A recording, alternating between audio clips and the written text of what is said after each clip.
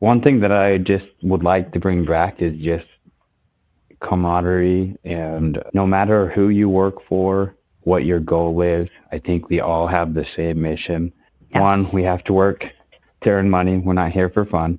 Might as well try to make it fun, but support one another in what we do. Whether someone's a different recruiter for another trucking company, we shouldn't be in competition with each other. Welcome to Drive, the podcast for truck drivers who are looking to enhance their lives both on and off the road, and for carriers looking for that perfect fit trucker. I'm Zach Ellis. And I'm Chelsea Faulkner. And we're here to bring you conversations that will help keep you moving forward in every area of your life. Whether you're a seasoned trucker or just starting out in the industry, this is a show for you. Hey guys, Chelsea here with Drive. Today's episode, we are speaking with Jason Douglas. Jason is with James H. Clark & Sons, and he is the Vice President of Operations. Jason's also the self-proclaimed Lorax and has been nominated as one of the 2024 emerging leaders within the logistics industry.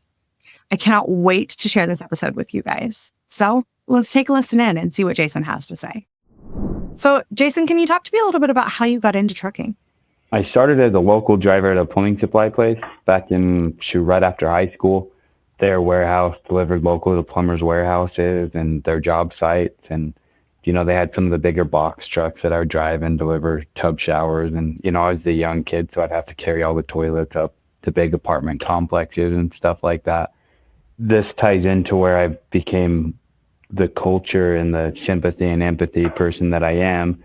They had a free lunch Friday, but all the drivers were always out working, so they never got lunch. Everybody in the office got lunch, but the drivers never got lunch. And I was like, I instantly noticed that, because some of the guys, I was just a young kid, so I didn't care, but there were adults having that job and people that were just not being treated well for their career at that point. So from there, I went into dispatching, and I've held every role since: dispatching, safety, sales, director of safety, director of recruiting and retention.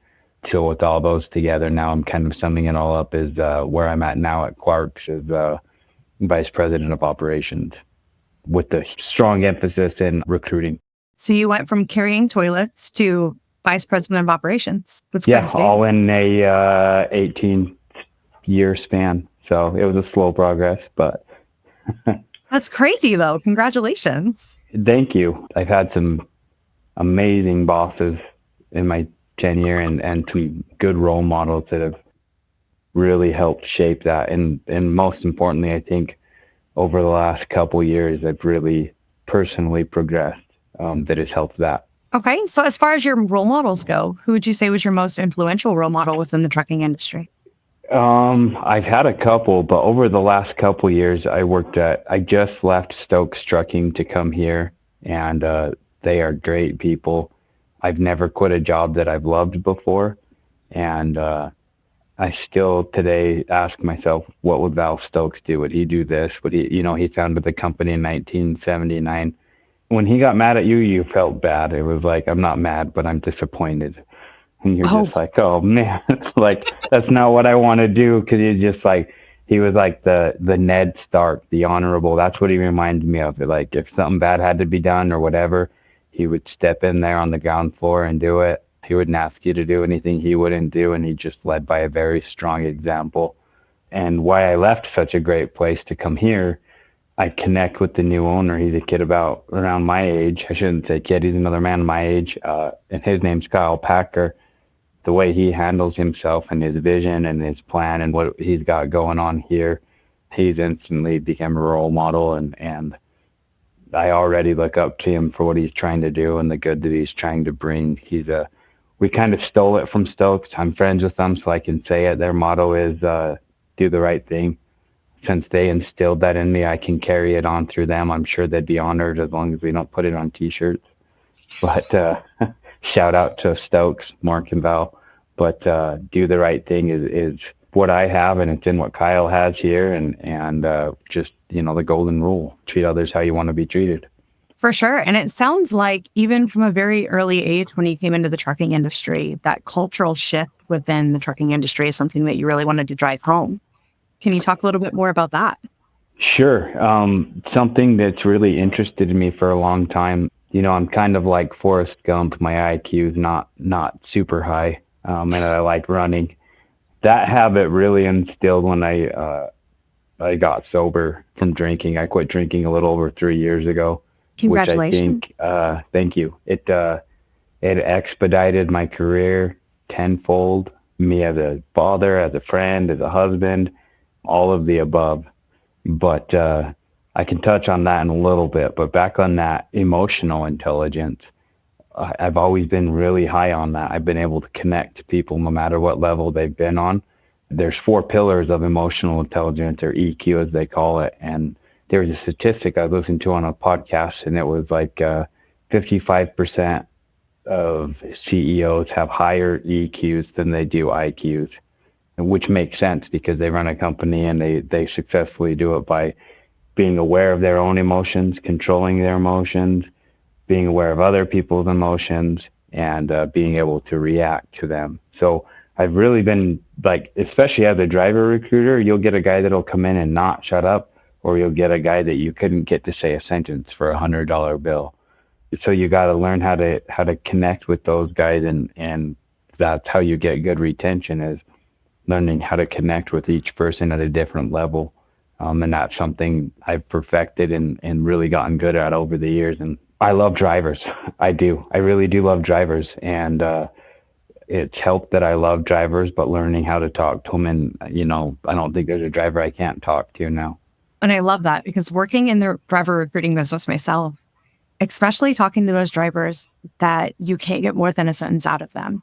That's quite a few of them in the industry right now. And I feel like It that's is. because so many of these companies, it's been a numbers game. It's been well, you're not actually a person, you're a number. It's getting the number into the seat and getting the load down the road. And so bringing people like you into the industry where you want to have those conversations, you want to remind them, hey, you're a person. We want to have these conversations. We're fitting these round pegs into these round holes. We want to make sure this is a good fit on both sides, not just making this a numbers game. That's huge. Absolutely. And anytime I train a new recruiter, they're always interested on, it's not about asking questions, it's about getting the answers back and plugging it into. I mean, anybody can hire somebody that says, I need a job right now. But, the turnover on that driver is going to be really high. You need to make sure that, like you said, those pegs fit right into it.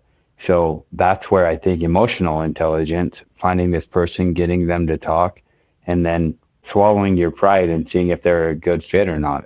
If you don't know what route you run, what the home time looks like, what pay looks like, what insurance looks like, how can you tell them what they're going to be doing over the phone? This is Yes. like the only industry where you can pick up the phone, say, I want a job, buy them a $500 plane ticket, and have them in orientation the next day. No other job is like that. And Yes. it's like, it's a shame that happens, because that what adds to the churn, right? There's not good enough vetting in that process. It's just, your body, you want to come tomorrow, here's your plane ticket, quick. And it's like, right now I'm only hiring out of Utah, and I won't hire them unless I meet them. So I need to have them come in here, and I need to meet them. I want to talk to them. I'm vetting them just as much as I hope they're vetting us, as they should. Yes, absolutely. So I've heard this rumor that you were known as the Lorax.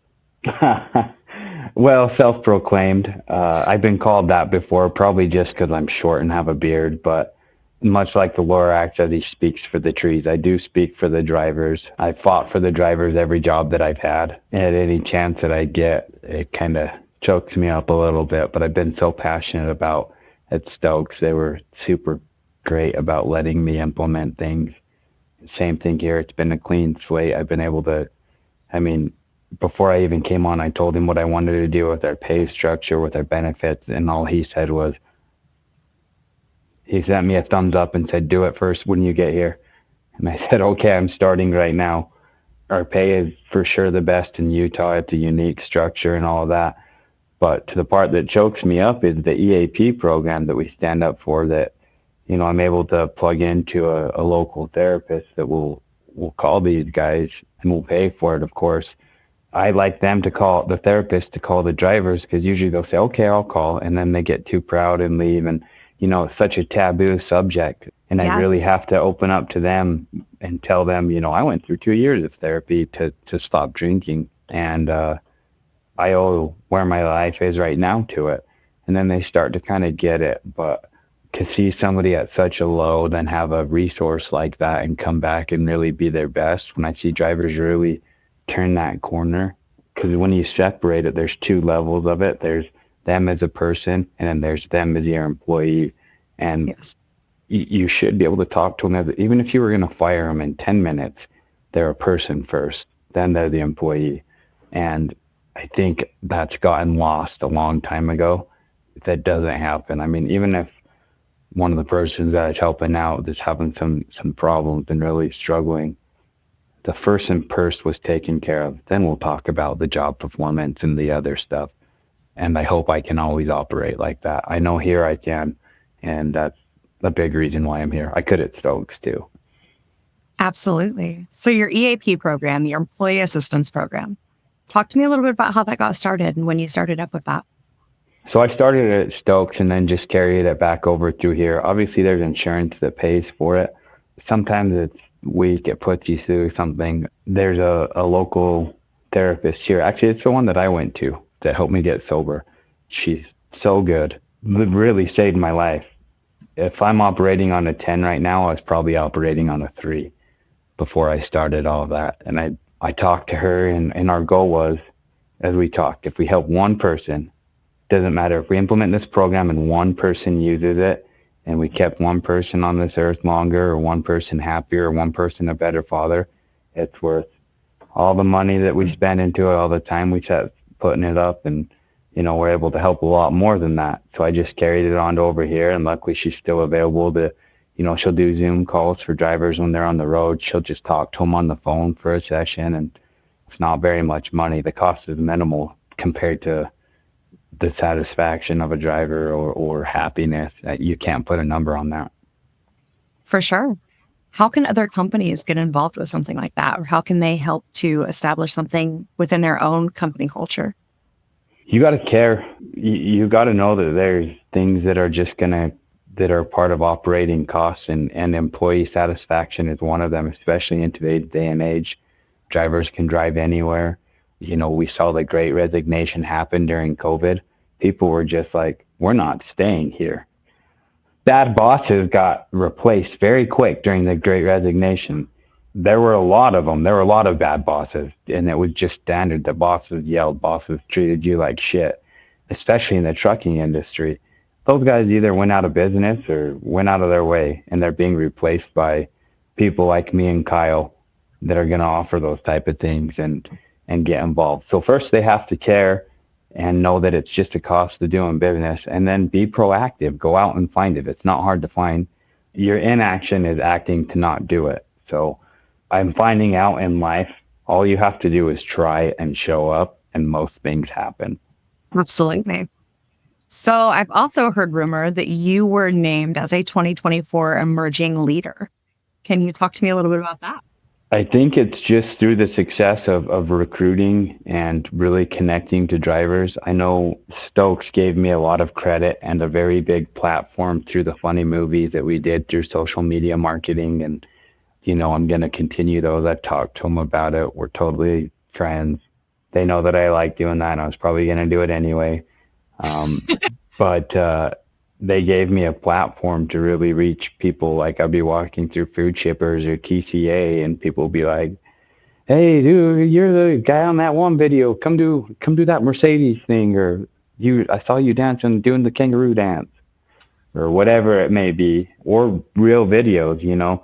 They've helped me come across as authentic, because I am as advertised. I'm a passionate dipshit. That helps with recruiting, because drivers already feel like they know me. This is, on the video, it's portrayed who I was in person. And when they came in, they were like, "Hey man, what's up?" Like, it wasn't a hi, like there wasn't no awkward icebreaker. They already know who I am. I think that is why the recognition probably got all there, because through those videos, and really, I've been called authentic quite a few times, and that's probably one of the biggest compliments I've received. I get very proud when I get called authentic, because that's my goal. I strive to be that. And I don't care what other people think. People don't think I'm authentic. I don't give a shit. They don't know who I am. So it's like, that's the Absolutely. number one thing too. Like, haters will hate.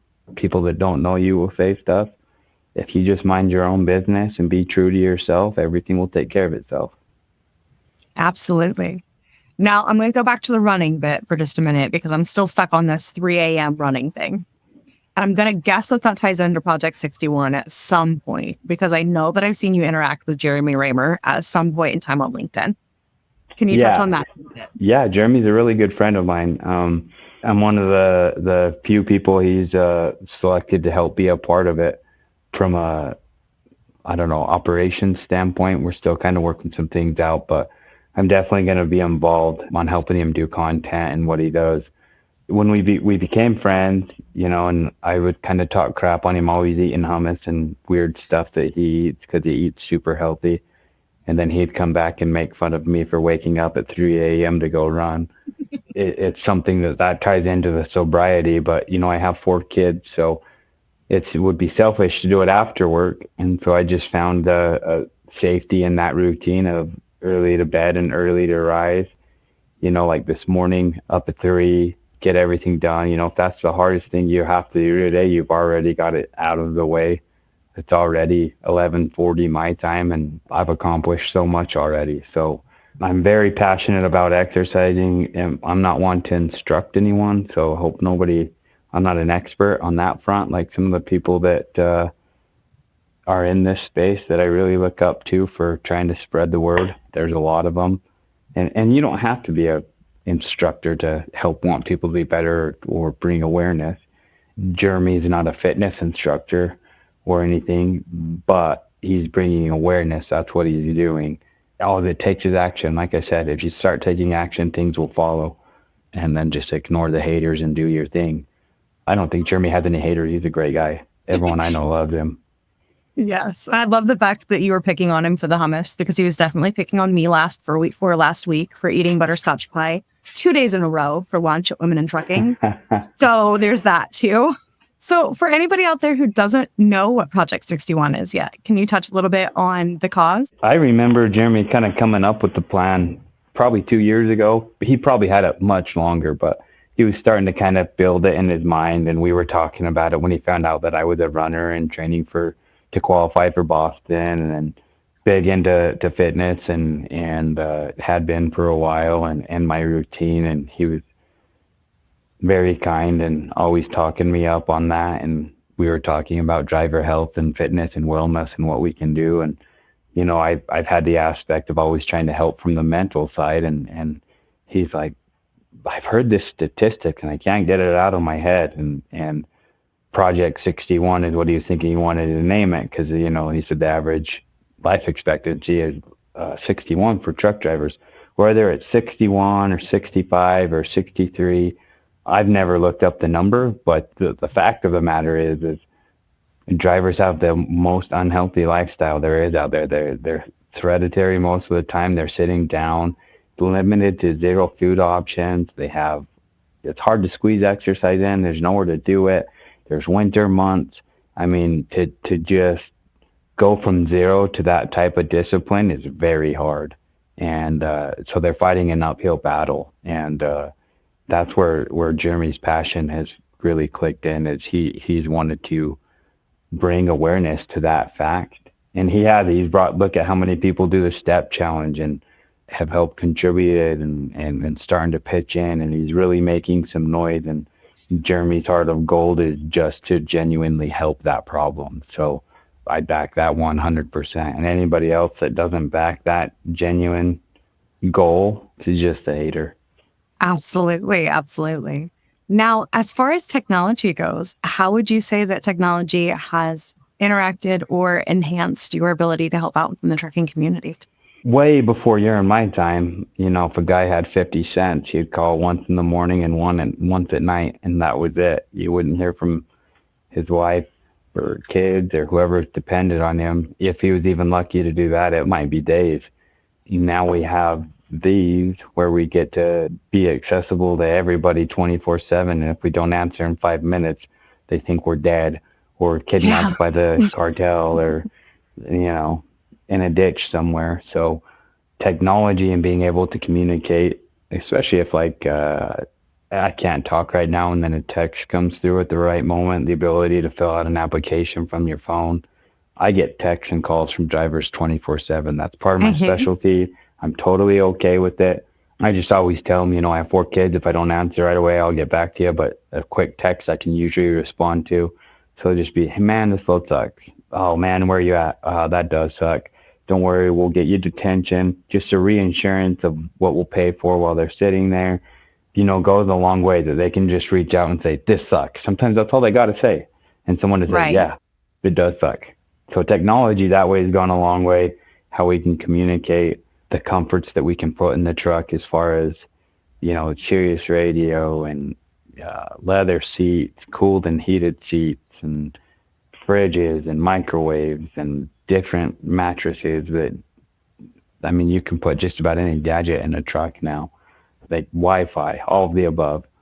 That's not part of communicating, but the technology just has grown so much.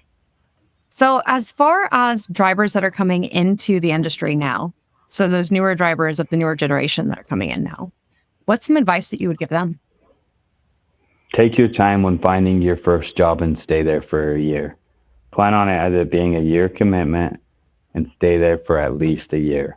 And if you're going to one of these training schools that offer to pay it for you if you work for them for a year, know that you're going to be out for a couple months at a time. Sometimes they don't tell you that. I can't speak for all of them. Some of them are very great programs, but stay with them for a year. They spent the time to teach you how to drive. Don't let anybody put you in winter conditions or in a training position when you only have 6 months experience. Don't go off on your own when you haven't seen a winter or I-80 in January. You need to be with someone that's driven 10 plus winters through I-80. That's what causes a lot of the accidents across there. So when you're picking a job, be very selective, protect your MVR, protect your PSP. When you're getting pulled into a port, make sure your logs are good. A misconception a lot of drivers have that, oh, I didn't get a ticket when they get pulled into a port, but it's on their PSP and they don't know that. Yeah. So awareness to that, I'd give them advice, but protect your license and everything that goes with that, and your personal CSA score, your PSP, and your job history. I'd lump all of that the same. Protect that like you need it for the next 30 years, because that's what's ultimately going to get you the job that you want as a driver and the pay that you want. I love all of these tips, and this really stands to the testament that you've been working in recruiting for as long as you have, because we actually did a panel with Sean Horton and Brad Hackett towards the beginning of Both the great year. guys. Yep. Yes. I love them both. Yes. Speaking specifically to the things that newer truck drivers don't know coming straight out of CDL school, because a lot of times they're just handed a piece of paper and told, here's the paper, give me your money, out you go. And they're sent off to their own devices. And so they don't understand that if you get a DUI on a lawnmower, it still affects your MVR. They don't understand all of these other things. So the fact that you have all of this data on the other end of it and all of this advice on the other end of it, I'm like, yep, you are hearing all of the same things that we are. And it's across the industry. It is. And the fact that, they don't even know that they have a lower legal limit because they're a CDL holder, medical marijuana, recreational marijuana. That's another thing that I believe that some people that have probably failed some of these tests, they're talking about revoking these license, the some 120,000, I think is what it said. I don't remember the exact number, so don't quote me on it, but it was a large number, because now the second part of the clearinghouse, they're revoking it, right? They're not just making them prohibited, but they're revoking their license. There are genuinely people out there that think that they can smoke marijuana in a legal state legally and then get back in the truck and be okay. That's not the way. And if they fix that or change it, I don't know how they're going to. So when I talk to them, just a no tolerance policy. You have to have, that protects. Once again, that goes back to everything that you need to protect, and eliminating that protects it. Absolutely. Well, Jason, I know that I've talked to you about a lot of things today, and I've been drilling you with questions left and right. Is there anything that I haven't hit on that you want to share with all of the listeners? One thing that I just would like to bring back is just camaraderie and no matter who you work for, what your goal is, I think we all have the same mission. One, Yes. we have to work to earn money. We're not here for fun. Might as well try to make it fun, but support one another in what we do. Whether someone's a different recruiter for another trucking company, we shouldn't be in competition with each other. We all do different things. I really don't think there's much of a driver shortage, as in just recruit the right drivers for your company. Be honest in it, and be honest to the drivers, because there's so much unfair things to drivers. There's a company Yes. that when they'll hire drivers, they won't run all their background stuff. They won't do all their verifications, and then they'll fly them out from somewhere and then get them a bus ride home. And you just wasted a unpaid week of a driver.